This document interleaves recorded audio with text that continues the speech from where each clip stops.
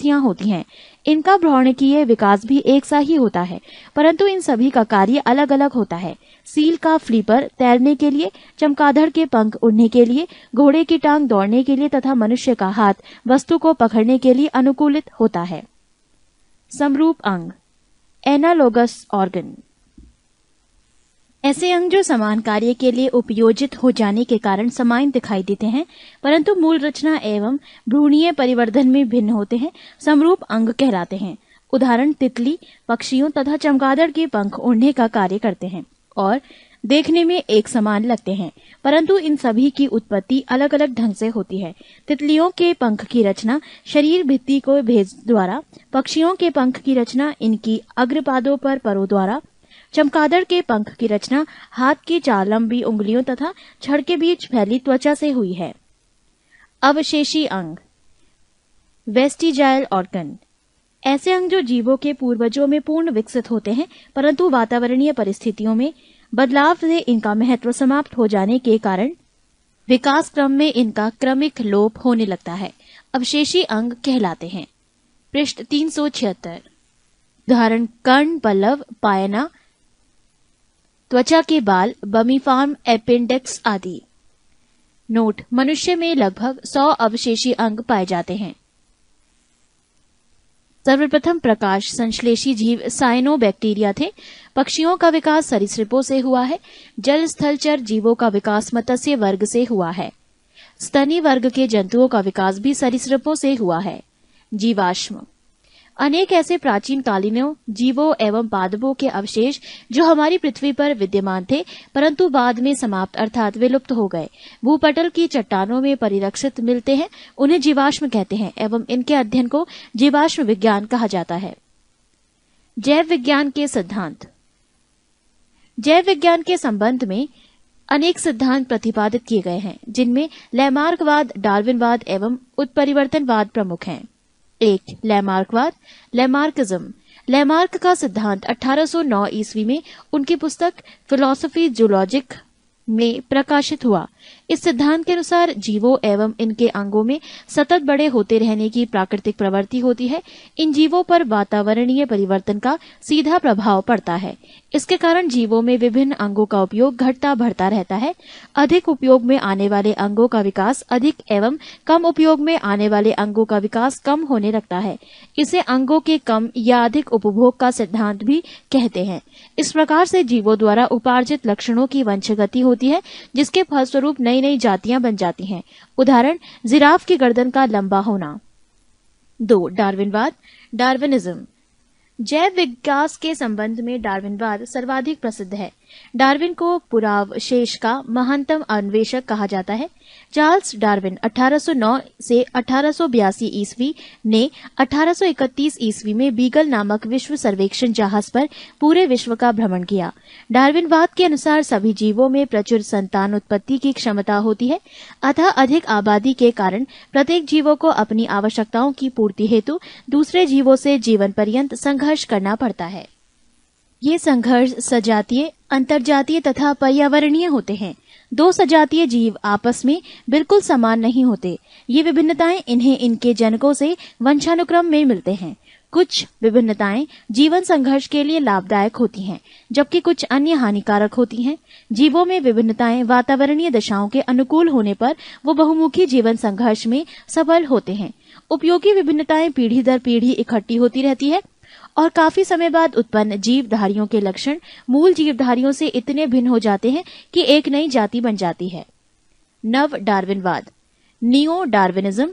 Darwin के पश्चात इनके समर्थकों द्वारा डार्विनवाद को जीनवाद के ढांचे में ढाल दिया गया, जिसे नव डार्विनवाद कहा जाता है।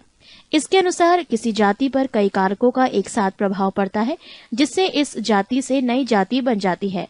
ये कारक हैं: 1. विविधता, 2. उत्परिवर्तन, 3. प्रकृतिवरण, 4. जनन।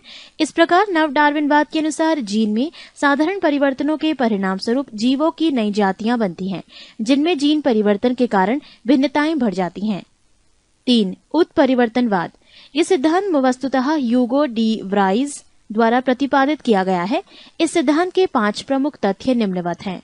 एक, नई जीव जातियों की उत्पत्ति लक्षणों में छोटी छोटी एवं स्थिर विभिन्नताओं के प्राकृतिक चयन द्वारा पीढ़ी दर पीढ़ी संचय एवं क्रमिक विकास के फलस्वरूप नहीं होती है, बल्कि ये उत्परिवर्तनों के फलस्वरूप होती है। पृष्ठ 377। 2. इस प्रकार से उत्पन्न जाति का प्रथम सदस्य उत्परिवर्तक कहलाता है। ये उत्परिवर्तित लक्षण के लिए शुद्ध नस्ल का होता है। 3. उत्परिवर्तन अनिश्चित होते हैं। ये किसी एक अंग विशेष में अथवा अनेक अंगों में एक साथ उत्पन्न हो सकते हैं। 4. सभी जीव जातियों में उत्परिवर्तन की प्राकृतिक प्रवृत्ति होती है। 5. जाति के विभिन्न सदस्यों में उत्परिवर्तन भिन्न भिन्न हो सकते हैं। 6. उपयुक्त उत्परिवर्तनों के फलस्वरूप अचानक ऐसे जीवधारी उत्पन्न हो सकते हैं जो जनक से इतने अधिक भिन्न हो कि उन्हें एक नई जाति माना जा सके। 5. वनस्पति विज्ञान। विभिन्न प्रकार के पेड़ पौधों तथा उनके क्रियाकलापों के अध्ययन को वनस्पति विज्ञान कहते हैं, यानी बॉटनी कहते हैं। थियोफ्रेस्टस को वनस्पति विज्ञान का जनक कहा जाता है। 1. पादपों का वर्गीकरण। एक्लर ने 1883 ईस्वी में वनस्पति जगत का वर्गीकरण निम्न रूप से किया है। पादप जगत। 1. अपुष्पोद्भिद क्राइपोटोजैम। 2. पुष्पोद्भिद वर्ग फेनेरोजेम। अपुष्पोद्भिद के 3 भाग होते हैं, थैलोफाइटा, ब्रायोफाइटा, टेरिडोफाइटा। थैलोफाइटा के भी 3 भाग होते हैं, शैवाल, एल्गे, कवक, फंगी, 3 जीवाणु बैक्टीरिया। पुष्पोद्भिद वर्ग के 2 वर्ग होते हैं, नग्नबीजी तथा आवर्तबीजी। आवर्तबीजी के भी 2 भाग होते हैं, एक बीजपत्री तथा द्विबीजपत्री, मोनोकॉट और डाइकॉट। अपुष्पोद्भिद पौधा ट्राइपोजेमस। इस वर्ग के पौधों में पुष्प तथा बीज नहीं होता है। इन्हें निम्न समूहों में बांटा गया। थैलोफाइटा ये वनस्पति जगत का सबसे बड़ा समूह है। इस समूह के पौधों का शरीर सुकाए थैलस होता है, अर्थात पौधे जड़, तना एवं पत्ती आदि में विभक्त नहीं होते। इसमें संवहन ऊतक नहीं होता है। शैवाल एल्गे। शैवालों के अध्ययन को फाइकोलॉजी कहते हैं। शैवाल प्रायः पर्णहरित युक्त संवहन ऊतक रहित आत्मपोषी ऑटोट्रोपिक होते हैं। इनका शरीर सुकाए सदृश होता है। लाभदायक शैवाल। 1. भोजन के रूप में फॉरफाइरा अल्बा, सरगासन, लेमिनेरिया, नॉस्टॉक आदि। 2. आयोडीन बनाने में लेमिनेरिया, फ्यूकस, एक्लोनिया आदि। 3. खाद के रूप में नास्टॉक, एनाबीना, केल्प आदि। पृष्ठ 378। 4. औषधियां बनाने में क्लोरेला से क्लोरेलिन नामक प्रतिजैविक एवं लेमिनेरिया से टिंचर आयोडीन बनाई जाती है। 5. अनुसंधान कार्यों में क्लोरेला, एसिटेबुलेरिया या बेलोनिया आदि। नोट: क्लोरेला नामक शैवाल को अंतरिक्ष यान के केबिन के हौज में उगाकर अंतरिक्ष यात्रा को प्रोटीन युक्त भोजन, जल और ऑक्सीजन प्राप्त हो सकते हैं। कवक फंगी। इसके अध्ययन को कवक विज्ञान माइकोलॉजी कहा जाता है। कवक पर्णहरित रहित सकेंद्रीय संवहन ऊतक रहित थैलोफाइट है। कवक में संचित भोजन ग्लाइकोजन के रूप में रहता है। इनकी कोशिका भित्ति काइटिन की बनी है। रोग तथा कवक। दमा, एस्परलिजस फ्यूमिगेटस, एथलीट फूट, टीनिया पेडिस खाज, एकेरस स्केबीज, गंजापन, टीनिया केपेटिस दाद, टाइकोफाइटान लेस्कोसए। कवक पौधों में गंभीर रोग उत्पन्न करते हैं। सबसे अधिक हानि रस्ट और समट से होती है। पौधों में कवक के द्वारा होने वाला प्रमुख रोग निम्न है: सरसों का सफेद rust, white rust of crucifer, गेहूं का ढीला smut, loose smut of wheat, गेहूं का किट्टू रोग, रस्ट ऑफ व्हीट, आलू की अंगमारी, ब्लाइट ऑफ पोटैटो, गन्ने की लाल अपक्षय, रेड रॉट ऑफ सुगरकेन, मूंगफली का टिक्का रोग, टिक्का डिजीज ऑफ ग्राउंडनट, आलू का मस्सा रोग, वॉट डिजीज ऑफ पोटैटो, धान की भूरी अर्ज चित्ती, brown leave spot of rice, आलू का पछेला अंगमारी, लेट ब्लाइट ऑफ पोटैटो, प्रांकुरों का डंपिंग रोग, डैम्पिंग्स ऑफ सेडलिंग्स। जीवाणु। इसकी खोज 1683 ईस्वी में हॉलैंड के एंटोनी वान ल्यूवेनहॉक ने की। जीवाणु विज्ञान का पिता ल्यूवेनहॉक को कहा गया है। एहरेनवर्ग ने सन 1829 ईस्वी में इन्हें जीवाणु नाम दिया। 1843 से 1910 ईस्वी में रॉबर्ट कोच ने कॉलेरा तथा तपेदिक के जीवाणुओं की खोज की तथा रोग का जन्म सिद्धांत बताया। 1812 से 1892 ईस्वी लुई पाश्चर ने रेबीज का टीका दूध के पाश्चराइजेशन की खोज की। विषाणु की खोज रूस के वैज्ञानिक इवान विस्की ने 1892 ईस्वी में की। तंबाकू के मोज़ेक रोग पर खोज के समय इनकी प्रकृति सजीव और निर्जीव दोनों प्रकार की होती है। इसी कारण इन्हें सजीव और निर्जीव की कड़ी भी कहा जाता है। विषाणु के निर्जीव होने के लक्षण: 1. ये कोशा रूप में नहीं होते हैं। 2. इनको क्रिस्टल बनाकर निर्जीव पदार्थ की भांति बोतलों में भरकर वर्षों तक रखा जा सकता है। सजीव जैसे लक्षण: 1. इनके न्यूक्लिक अम्ल का द्विगुणन होता है। 2. किसी जीवित कोशिका में पहुंचते ही ये सक्रिय हो जाते हैं और एंजाइमों का संश्लेषण करने लगते हैं। परपोषी प्रकृति के अनुसार विषाणु 3 प्रकार के होते हैं। 1. पादप विषाणु, इसका न्यूक्लिक अम्ल में RNA होता है। 2. जंतु विषाणु, इनमें DNA या कभी-कभी RNA भी पाया जाता है। 3. बैक्टीरियाफेज या जीवाणु भोजी, ये केवल जीवाणुओं पर आश्रित रहते हैं। ये जीवाणुओं को मार डालते हैं। इनमें DNA पाया जाता है, जैसे T2 फेज। नोट: जिस विषाणु में RNA आनुवांशिक पदार्थ होता है उसे रेट्रो विषाणु कहते हैं। पृष्ठ 379। आकृति के आधार पर जीवाणु कई प्रकार के होते हैं। 1. छड़ाकार या बेसिल्स, ये छड़नुमा या बेलनाकार होता है। 2. गोलाकार या कोकस, ये गोलाकार एवं सबसे छोटे जीवाणु होते हैं। 3. कोमा आकार या विब्रियो, अंग्रेजी के चिन्ह कॉमा के आकार के उदाहरण विब्रियो, कॉलेरिक आदि। 4. सर्पिलाकार, स्प्रिंग या स्क्रू के आकार के। एजिटोबैक्टर, एजोस्पाइरिलम तथा क्लोस्ट्रीडियम। जीवाणु की कुछ जातियां स्वतंत्र रूप से मिट्टी में निवास करती हैं। वह मिट्टी के कणों के बीच स्थित वायु के नाइट्रोजन का स्थिरीकरण करती है। एनाबीना तथा नास्टॉक नामक साइनोबैक्टीरिया वायुमंडल की N2 का स्थिरीकरण करते हैं।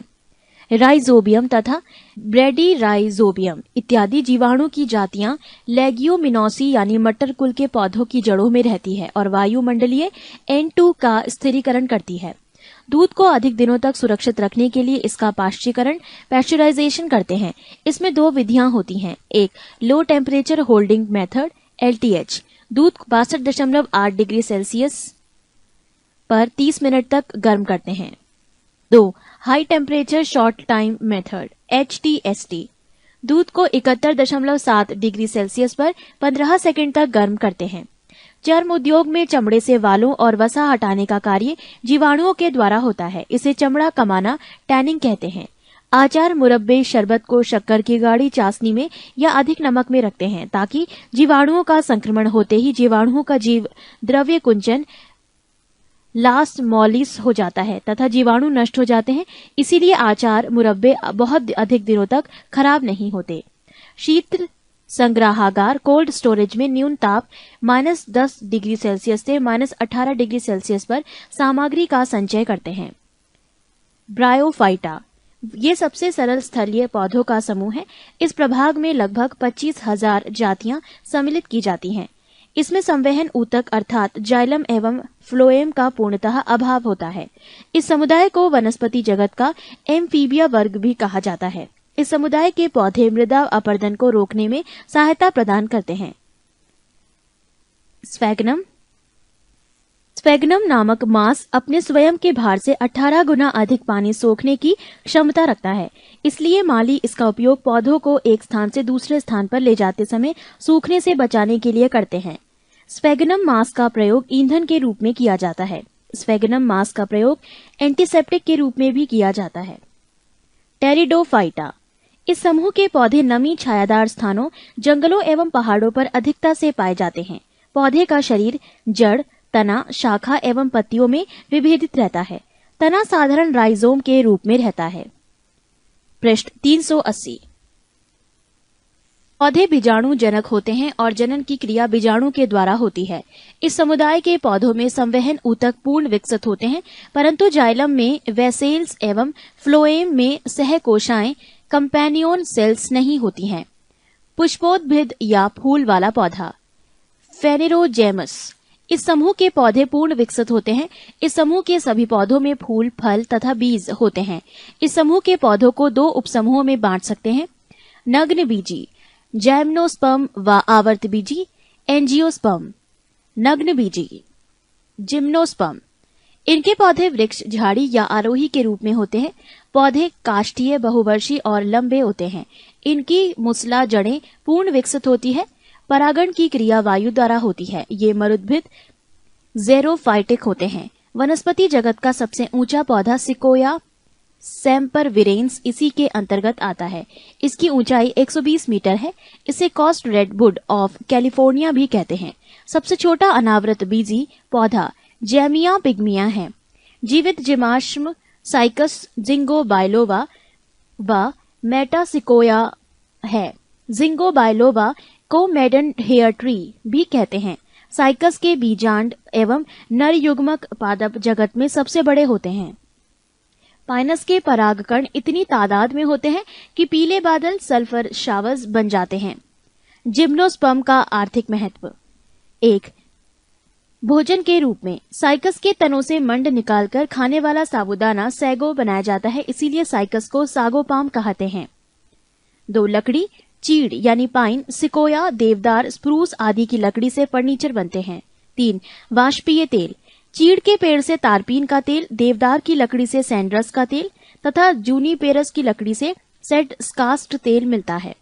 4. टेनिन चमड़ा बनाने तथा स्याही बनाने के काम में आता है। 5. रेजिन।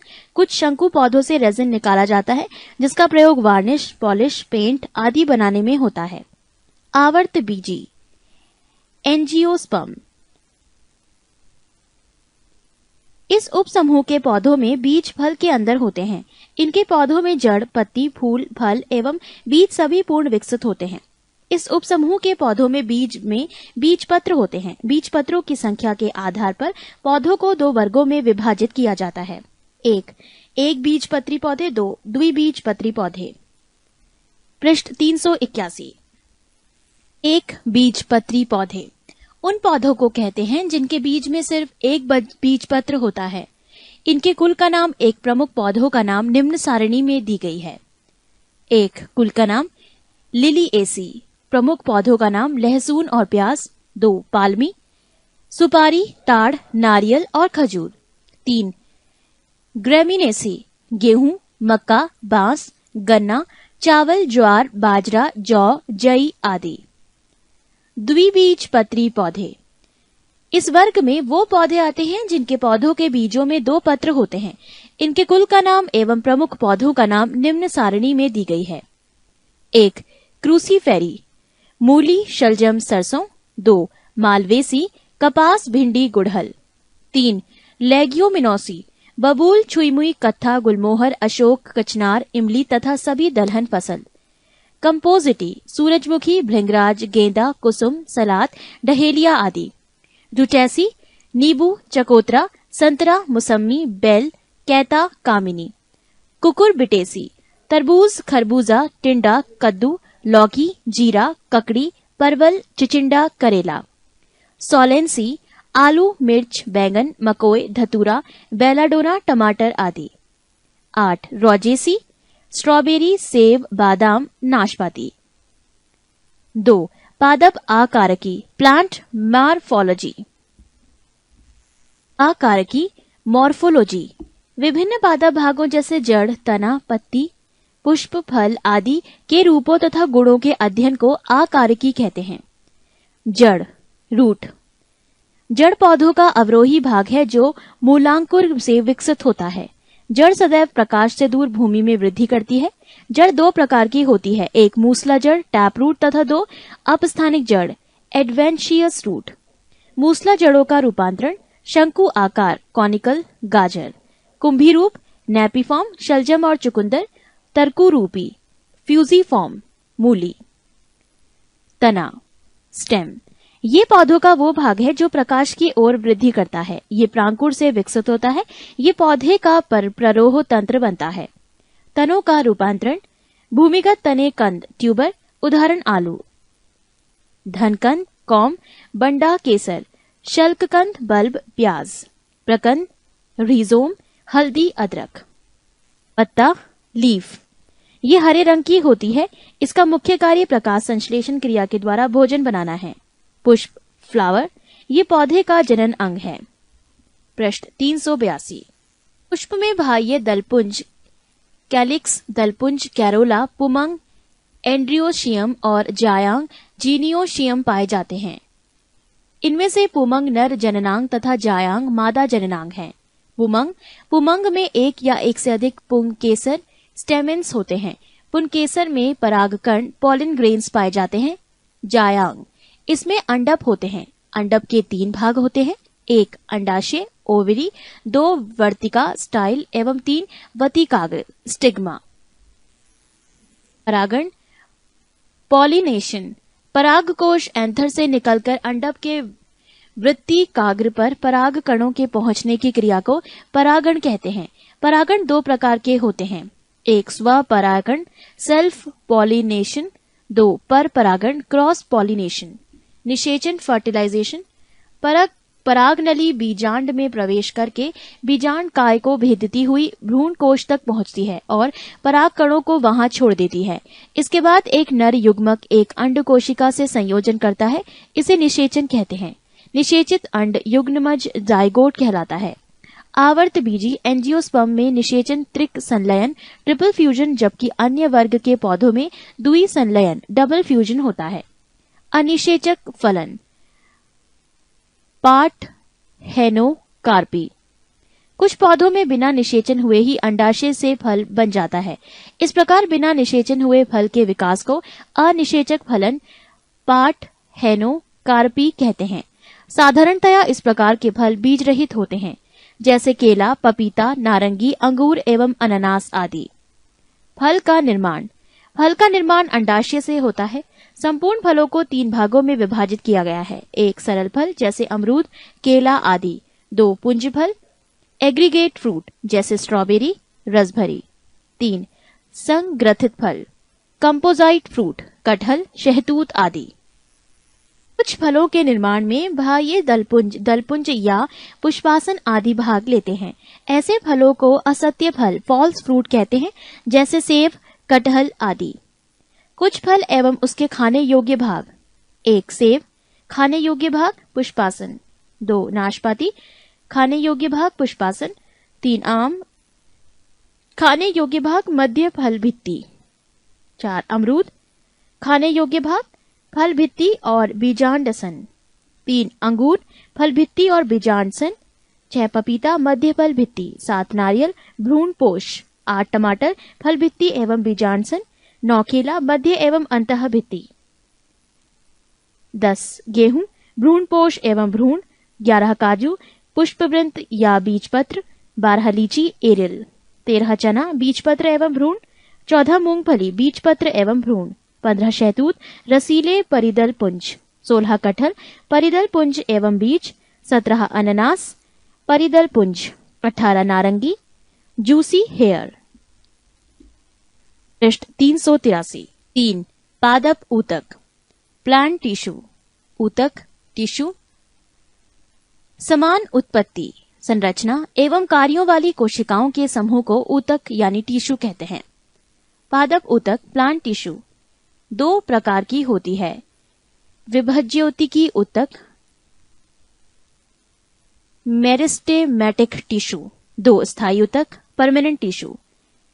विभज्योतकी ऊतक 3 प्रकार के होते हैं, शीर्षस्थ विभज्योतक, एपिकल मेरिस्टेज्म, पार्श्व विभज्योतक, लैटेरल मेरिस्टेम्स, अंतर्वेशी विभज्योतक, इंटरकैलरी मेरिस्टम्स। स्थायी ऊतक भी 2 प्रकार के होते हैं, सरल ऊतक सिंपल टिश्यू तथा जटिल ऊतक कॉम्प्लेक्स टिश्यू। सरल ऊतक 3 प्रकार के होते हैं, मृदुतक पैरेन्काइमा, स्थूल कोण ऊतक कॉलनकाइमा, दृढ़ ऊतक स्क्लेरेकाइमा। जटिल ऊतक 2 प्रकार के होते हैं, जाइलम तथा फ्लोएम। विभज्य ऊतकी ऊतक मेरिस्टेमेटिक टिश्यू पौधों के वर्धी क्षेत्रों ग्रोइंग रीजन्स को विभज्य ऊतक मेरिस्टेम कहते हैं। इनसे बनी संतति कोशिकाएं वृद्धि करके पौधों के विभिन्न अंगों का निर्माण करती है। ये प्रक्रिया पौधे के जीवन पर्यंत चलती है। विभज्य ऊतकी ऊतक के विशिष्ट लक्षण निम्न है। 1. ये गोल अंडाकार या बहुभुजाकार होती है। 2. इनकी भित्तियां पतली तथा एकसार होमोजेनियस होती हैं। 3. जीव द्रव्य सघन केंद्रक बड़े तथा राजधानी छोटी होती है। 4. कोशिकाओं के बीच अंतरकोशिकीय स्थानों का अभाव होता है। शीर्षस्थ विभज्य ऊतक एपिकल मेरिस्टम्स, ये ऊतक जड़ों अथवा तनों के शीर्षों पर पाए जाते हैं तथा पौधों की प्राथमिक वृद्धि विशेषकर लंबाई में इन्हीं के कारण होती है। पार्श्व विभज्योतक लैटेरल मेरिस्टम्स, इनमें विभाजन होने से जड़ तथा तने के घेरे गर्थ में वृद्धि होती है, अर्थात इससे तना एवं जड़ की मोटाई में वृद्धि होती है। अंतर्वेशी विभज्योतक इंटरकैलरी मेरिस्टम्स, ये वास्तव में शीर्षस्थ विभज्योतक का अवशेष है जो बीच में स्थायी ऊतकों के आ जाने से अलग हो गए हैं। इनकी क्रियाशीलता से भी पौधा लंबाई में वृद्धि करता है। इसकी महत्ता जैसे वैसे पौधों के लिए है जिनका शीर्षाग्र को शाकाहारी जानवर खा जाते हैं।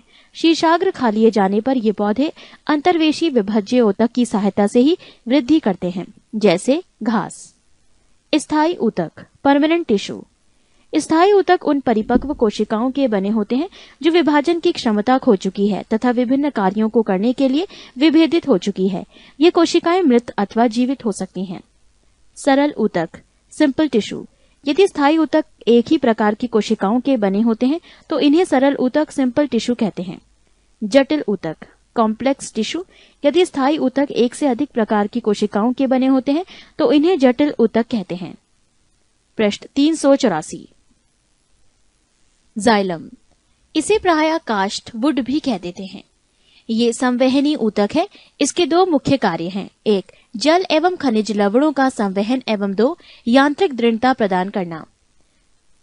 पौधे की आयु की गणना जाइलम ऊतक के वार्षिक वलय को गिनकर ही की जाती है। पौधे की आयु के निर्धारण की ये विधि डेंड्रोक्रोनोलॉजी कहलाती है। फ्लोएम, ये भी एक संवहन ऊतक है। इसका मुख्य कार्य पत्तियों द्वारा बनाए गए भोजन को पौधे के अन्य भागों में पहुंचाना है। 4. प्रकाश संश्लेषण, पौधों में जल, प्रकाश, पर्णरहित तथा कार्बन डाइऑक्साइड की उपस्थिति में कार्बोहाइड्रेट के निर्माण को प्रकाश संश्लेषण कहते हैं। 6CO2 + 12H2O, प्रकाश chlorophyll. C6H12O6 glucose plus 6H2O जल प्लस 6O2 यानी ऑक्सीजन। प्रकाश संश्लेषण के लिए आवश्यक है कार्बन डाइऑक्साइड, पानी, क्लोरोफिल और सूर्य का प्रकाश। स्थलीय पौधे वायुमंडल से कार्बन डाइऑक्साइड लेते हैं, जबकि जलीय पौधे जल में घुली हुई कार्बन डाइऑक्साइड लेते हैं। पत्ती की कोशिकाओं में जल शिरा से परासरण ऑसोमोसिस द्वारा एवं CO2 वायुमंडल से विसरण डिफ्यूजन द्वारा जाता है।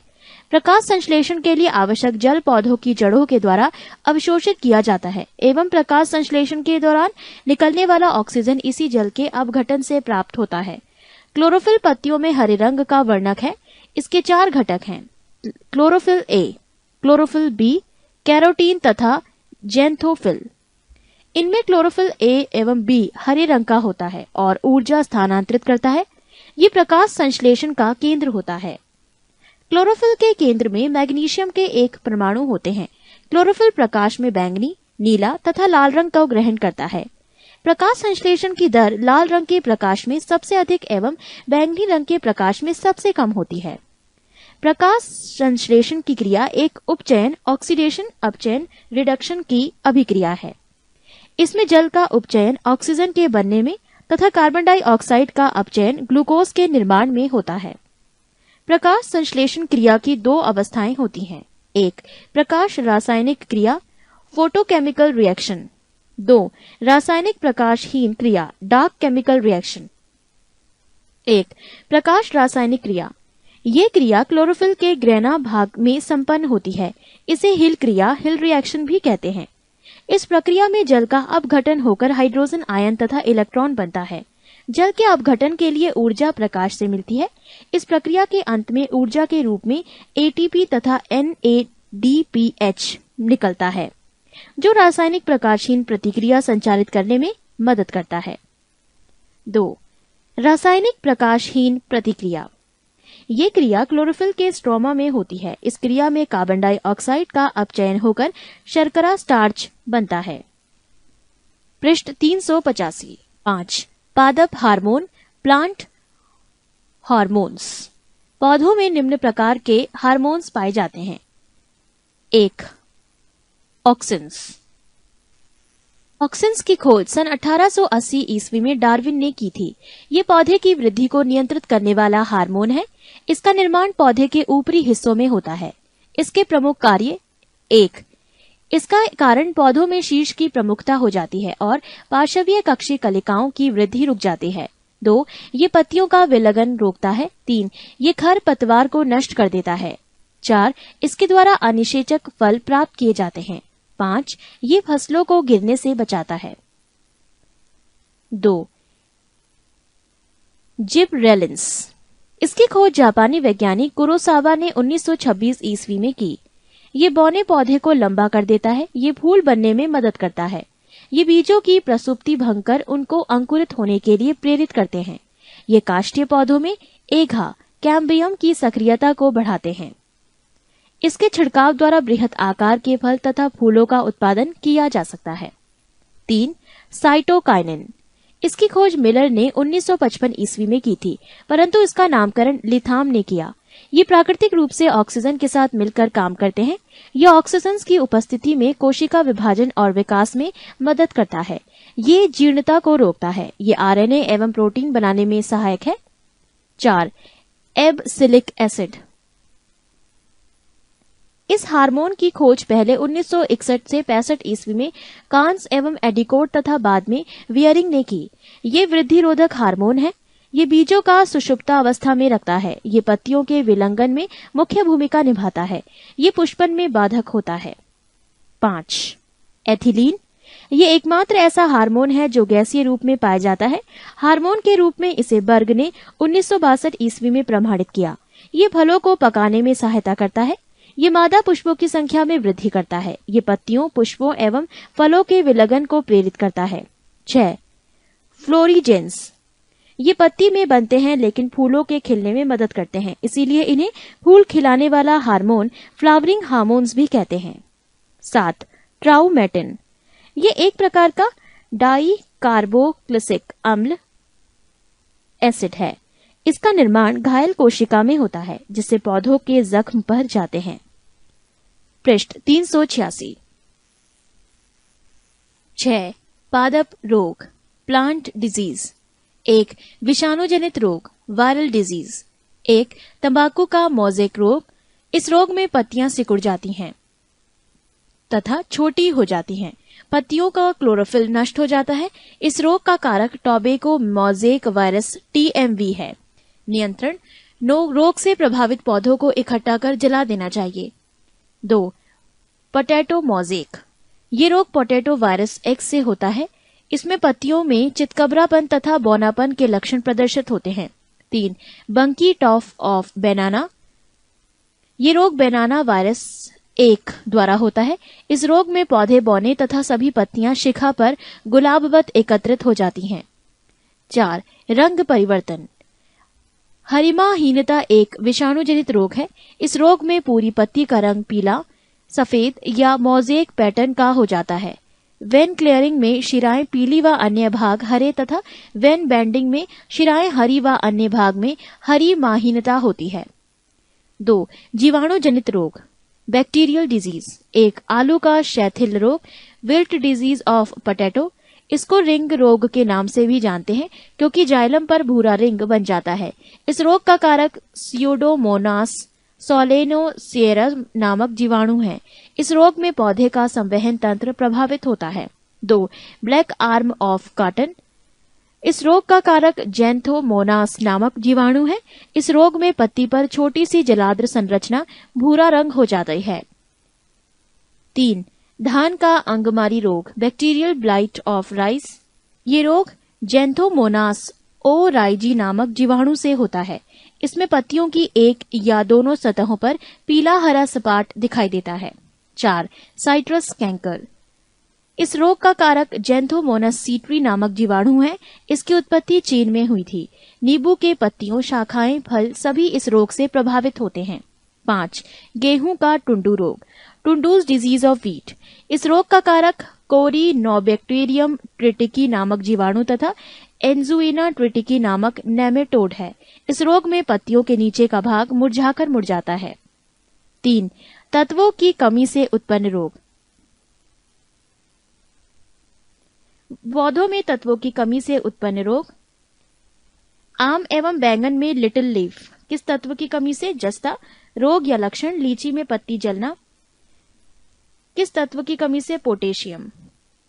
नींबू में डाइबैक, किस तत्व की कमी से? तांबा। नींबू में लिटिल लीफ, किस तत्व की कमी से? तांबा। फूलगोभी में ब्राउनिंग, किस तत्व की कमी से? नाइट्रोजन। मटर में मार्श रोग, किस तत्व की कमी से? मैग्नीज। आलू का ब्लैक हट रोग, किस तत्व की कमी से? भंडारण में O2 की कमी। धान में खैरा रोग, किस तत्व की कमी से? जस्ता। आंवले में निक्रोसिस, किस तत्व की कमी से? बोरीन। शलजम में वाटरकोर, किस तत्व की कमी से? मैंगनीज। फूलगोभी में ब्राउनिंग, बोरोन। गाजर में कोटर स्पॉट, कैल्शियम। मक्का में व्हाइट बर्ड, जस्ता। चुकंदर में हट रॉट, किस तत्व की कमी से? बोरोन। पृष्ठ 387। वनस्पति शास्त्र से संबंधित कुछ महत्वपूर्ण तथ्य और उदाहरण एवं विवरण। सबसे बड़ा आवर्तबीजी वृक्ष यूकेलिप्टस। संसार में सबसे लंबा वृक्ष सिकोया। ये एक नग्न बीजी है। इसकी ऊंचाई 120 मीटर है। इसे coast redwood of California भी कहते हैं। सबसे छोटा आकार में आवर्तबीजी पौधा लेमना। ये जलीय आवर्तबीजी है जो भारत में भी पाया जाता है। सबसे बड़ी पत्ती वाला पौधा विक्टोरिया लीजिया। ये भारत में बंगाल में पाया जाने वाला जलीय पादप है। सबसे बड़ा फल लॉडोसिया, इसे डबल कोकोनट भी कहते हैं। ये केरल में पाया जाता है। सबसे छोटा टेरिडोफ्राइटा एजोला, ये एक जलीय पादप है। सबसे छोटे बीज आर्किड। सबसे छोटा पुष्प वुल्फिया, इसका व्यास 0.1 मिलीमीटर का होता है। सबसे बड़ा पुष्प रेफलेशिया ऑर्नोलाइड, व्यास 1 मीटर तथा भार लगभग 8 किलोग्राम हो सकता है। ये व्हाइटिश की जड़ पर परजीवी है।